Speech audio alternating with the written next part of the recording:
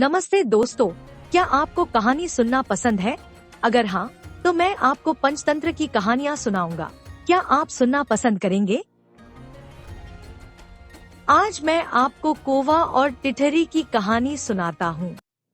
एक गांव था।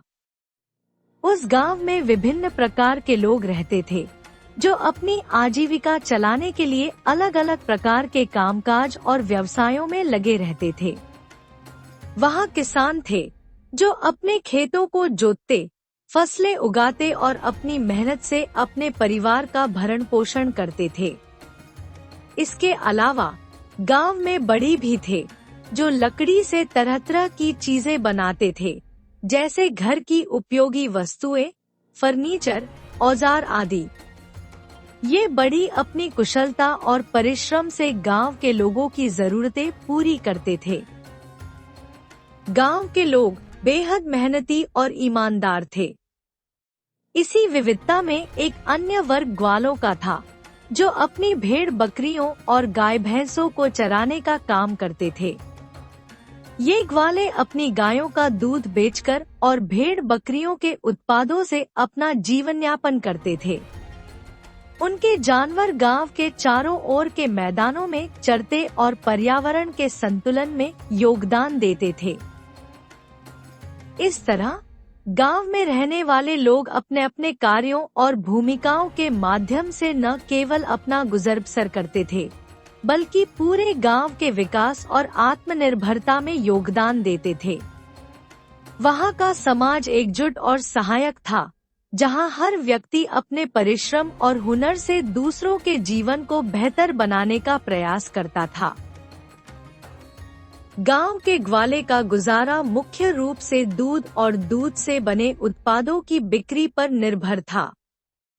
वह रोजाना अपनी गायों और भैंसों का ताजा दूध निकालता और उससे दही, मक्खन, घी जैसे उत्पाद तैयार करता था।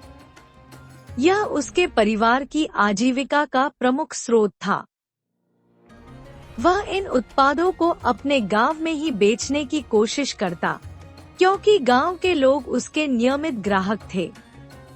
हालांकि गांव की सीमित जनसंख्या और आवश्यकता के कारण उसे यहां से पर्याप्त आय नहीं हो पाती थी। इसलिए अपनी आय को बढ़ाने के लिए वह कभी-कभी दूसरे गांवों का भी रुख करता। वह अपने उत्पादों को एक टोकरी में सजाकर पास के गांवों में जाता और वहां के लोगों को बेचता। दूसरे गांवों में जाकर सामान बेचने में उसे कई कठिनाइयों का सामना करना पड़ता। कभी रास्ते दूर होते, तो कभी मौसम खराब। फिर भी अपनी मेहनत और लगन के दम पर वह किसी तरह अपनी आजीविका चलाता था। इस तरह वह दूध और उसके उत्पादों की बिक्री से ही जैसे तैसे अपने परिवार का भरण पोषण करता और जीवन की कठिनाइयों का सामना करता था। यह कहानी एक ग्वाले की है, जो रोज अपने गाय और भैंसों का दूध बेचकर अपना गुजारा करता था। उस ग्वाले के पास कई गायें और भैंसें थी, जिनसे उसे हर रोज काफी दूध मिलता था। वह उस दूध से दही, घी और छाछ जैसी अन्य चीजें बनाता और बेचता था। यह ग्वाला एक गांव से दूसरे गांव जाकर अपने बनाए हुए दूध के उत्पाद बेचता और अपनी आजीविका चलाता था। एक दिन जब वह एक गांव से दूसरे गांव बेचने जा रहा था, तो उसे जंगल जैसा एक सुनसान रास्ता पसार करना। एक छोटे से जंगल के बीचों बीच प्रकृति की गोद में अनेक प्रकार के प्राणियों का निवास था। वहाँ का वातावरण शांत और सुंदर था, जिसमें पक्षियों की चहचहाहट, पत्तों की सरसराहट और हवाओं की मधुर सरगम सुनाई देती थी। इस जंगल के रास्ते में एक विशाल और घना वृक्ष खड़ा था, जो मानो पूरे जंगल का संरक्षक हो। यह वृक्ष कई पक्षियों और जानवरों का घर था। इसकी ऊंची शाखाओं पर एक चालाक और चतुर कौआ रहता था। वह पूरे जंगल की खबरें जानने में माहिर था और सभी पक्षियों के बीच काफी चर्चित था। दूसरी ओर उसी वृक्ष के नीचे घास और झाड़ियों के पास एक छोटी सी टिटहरी रहती थी। टिटहरी अपनी फुर्ती और मिठास भरी आवाज के लिए मशहूर थी। समय के साथ इस कौए और टिटहरी के बीच एक अनोखी दोस्ती हो गई। दोनों रोज मिलते, बातें करते और अपने अपने अनुभव साझा करते। कौआ अपनी उड़ान से जंगल के दूर दराज हिस्सों की कहानियां सुनाता, तो टिटहरी अपनी मिट्टी के पास की छोटी छोटी घटनाएं और रोजमर्रा की बातें सुनाकर माहौल को खुशनुमा बना देती। उनकी यह दोस्ती पूरे जंगल के लिए मिसाल बन गई थी। उनकी समझदारी, प्रेम और आपसी सहयोग ने साबित किया कि सच्चे मित्रता के लिए रूप रंग, आकार प्रकार या स्थान कोई मायने नहीं रखता। उस जंगल के एक पेड़ पर एक कौआ रहता था, जिसकी दोस्ती वहीं आसपास रहने वाली एक टिटहरी से हो गई थी। कौआ बहुत तेज उड़ता था और अक्सर इधर-उधर घूमता रहता था, जबकि टिटहरी ज्यादा ऊंची और दूर उड़ने में सक्षम नहीं थी।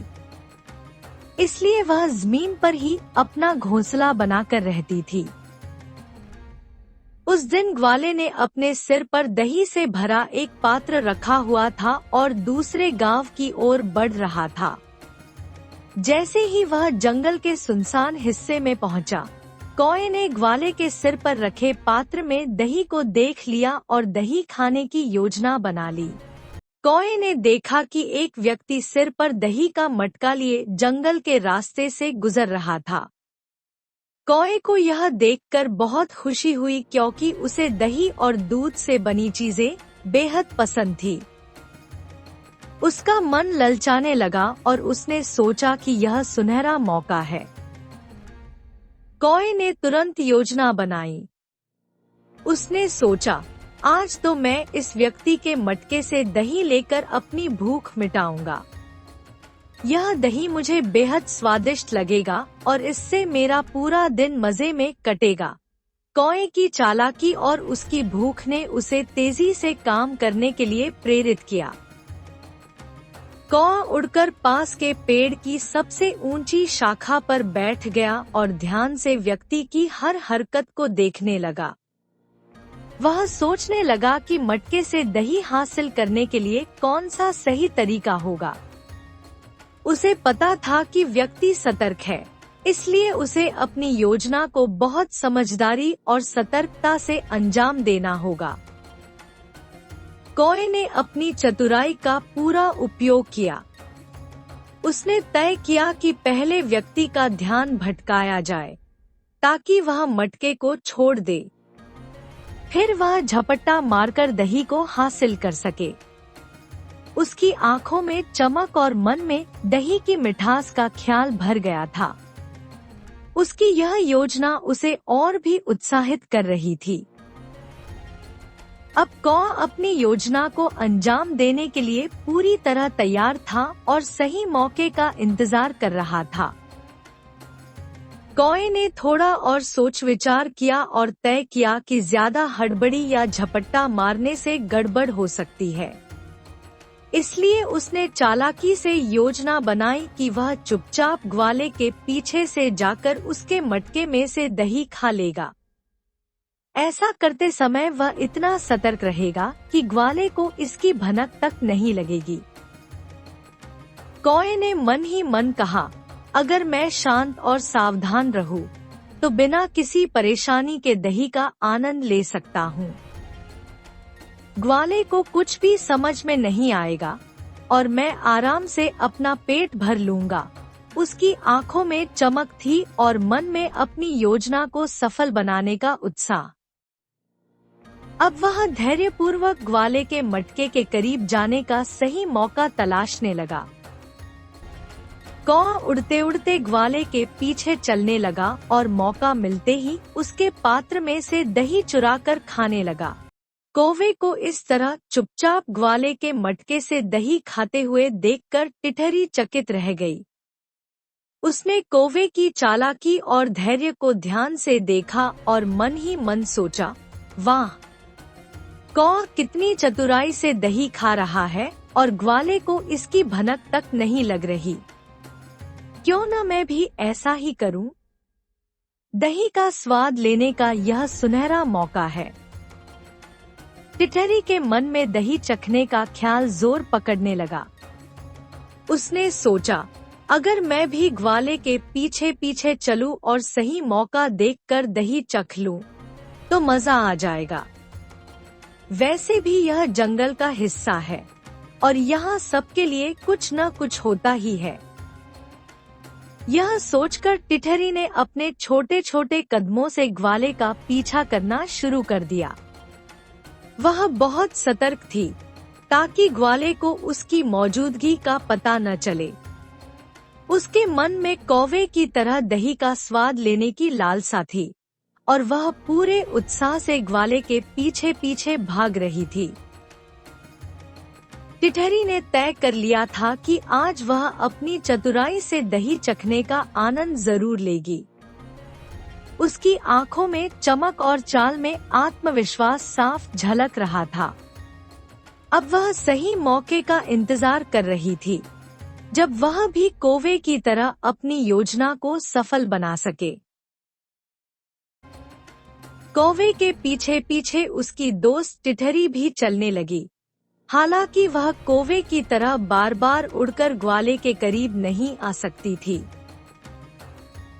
ग्वाले को कौवे की इस चालबाजी का पता नहीं चल रहा था, लेकिन जैसे ही उसने महसूस किया कि उसके पात्र में कुछ हलचल हो रही है, उसने नीचे पात्र रखा और ऊपर देखा। ऊपर कौवा उड़ रहा था और पीछे पीछे टिटहरी भी आ रही थी। ग्वाले को समझ में आ गया कि यह कौवा उसके दही को चुरा कर खा रहा है। कौवे को ग्वाले के मटके के आसपास मंडराते और फिर दही खाते हुए देखकर ग्वाले को तुरंत समझ में आ गया कि यह सारी चालाकी इसी कौवे की है। उसने देखा कि कौवा न केवल दही खा रहा है, बल्कि बड़ी होशियारी से उसे चुराने की कोशिश कर रहा है। यह देखकर ग्वाले का गुस्सा 7वें आसमान पर पहुंच गया। ग्वाले ने मन ही मन कहा, अरे, यह चालाक कौवा मेरे मेहनत से बनाए गए दही को यूं ही मजे से खा रहा है। इसे सबक सिखाना बहुत जरूरी है। ग्वाले के अंदर गुस्से की लहर उठी, लेकिन उसने बाहर से शांत रहने का नाटक किया। उसने सोचा कि अगर उसने तुरंत प्रतिक्रिया दी, तो कौवा डरकर उड़ जाएगा और फिर कभी पकड़ में नहीं आएगा। ग्वाले ने कौवे को सबक सिखाने के लिए एक योजना बनाई। उसने मन में तय किया, मैं इसे ऐसा पाठ पढ़ाऊंगा कि यह दोबारा किसी के मटके की तरफ देखने की हिम्मत न करे। ग्वाले ने मटका नीचे रख दिया और जानबूझकर ऐसा दिखाया जैसे वह दही के बारे में बिल्कुल बेखबर है। लेकिन अंदर ही अंदर वह कौवे की हर हरकत पर नजर रख रहा था। उसका गुस्सा और भी बढ़ गया जब उसने देखा कि कौवा बिना किसी डर के दही का स्वाद ले रहा है। ग्वाले ने मन ही मन कहा, बस अब और नहीं, अब इसे ऐसा मजा चखाऊंगा कि यह जंगल के सारे पक्षियों को मेरी कहानी सुनाएगा। ग्वाले ने अपने हाथों को कसकर मरोड़ा और अपनी योजना को अंजाम देने के लिए तैयार हो गया।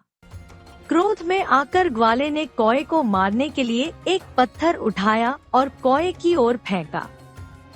पत्थर लगते ही कौवा उड़कर दूर एक पेड़ पर जा बैठा, परंतु ग्वाले का क्रोध शांत नहीं हुआ। तभी ग्वाले अपने पीछे आ रही टिटहरी को देखा और उसे पकड़कर दंडित किया। इस प्रकार कौवे की करतूत का दंड टिटहरी को भुगतना पड़ा। इस कहानी से प्राप्त सीख को 5 बिंदुओं में निम्नलिखित रूप में लिखा जा सकता है। 1. गलत संगत से बचें। किसी गलत काम करने वाले व्यक्ति के करीब जाने या उसके साथ दोस्ती करने से हमें भी उसके जैसे गलत कार्यों की प्रेरणा मिल सकती है, जो हमारे लिए हानिकारक है। 2. अपनी सीमाओं को पहचानें। हमें अपनी क्षमताओं और सीमाओं के अनुसार ही किसी का अनुसरण करना चाहिए, अन्यथा हमें नुकसान उठाना पड़ सकता है। 3. बिना सोचे समझे अनुसरण न करें। दूसरों के पीछे पीछे बिना सोचे समझे चलना खतरनाक साबित हो सकता है। हमें अपने विवेक का उपयोग करना चाहिए। 4. सही निर्णय लें। परिस्थिति को समझते हुए निर्णय लें कि किसके साथ और किन परिस्थितियों में रहना चाहिए। 5. गलतियों से सीखें। यदि किसी गलती के कारण हमें नुकसान होता है तो उससे सीख लेकर भविष्य में सही दिशा में कदम उठाएं। तो बताइए, आपको हमारी कहानी कैसी लगी? अगर अच्छी लगी हो तो हमारी चैनल को लाइक और सब्सक्राइब अवश्य करें। अपने मित्रों के साथ इसे जरूर शेयर करें ताकि वे भी कहानियों का आनंद ले सकें। आपने हमें अपना कीमती समय दिया, इसके लिए मैं आपका बहुत बहुत आभारी हूँ। अगली बार फिर मिलते हैं एक नई कहानी के साथ। तब तक जय हिंद, जय भारत।